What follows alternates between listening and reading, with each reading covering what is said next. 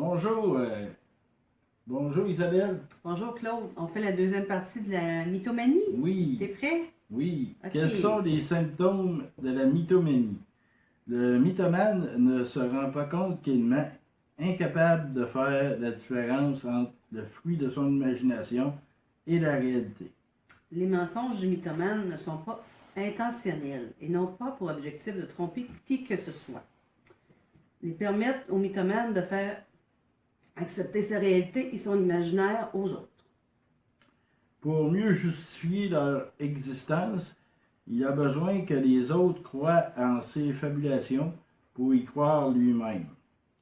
4 types de mythomanie. La vaniteuse. La personne se vante. L'errante, la personne ne cesse de fuir. La maligne. Compensation d'un complexe d'infériorité par des médisances. La perverse, fabuler pour escroquer. Quelle attitude adopter face à un mythomane? Dans le cas où la mythomanie est diagnostiquée, trouver la bonne attitude est souvent très difficile et dépend du degré de lucidité du mythomane.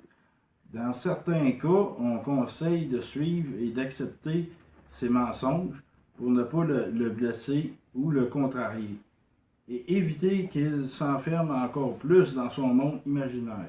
C'est surtout le cas pour les mythomanes peu lucides ou psychotiques. S'il est plus ouvert à la critique, on peut agir en remettant en question ses dires et l'aider à accepter la réalité tout en respectant son monde imaginaire nécessaire à sa survie. Traitement de la mythomanie.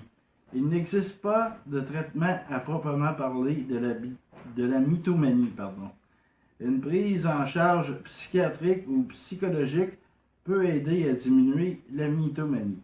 Mais bien souvent, les patients atteints n'ont pas conscience de leurs troubles. Il n'existe pas de traitement à proprement parler de la mythomanie, pour la mythomanie. Seulement une analyse psychiatrique pourrait l'aider à retrouver les causes enfouies dans son inconscient de sa maladie et par le fait même, offrir une voie vers la guérison.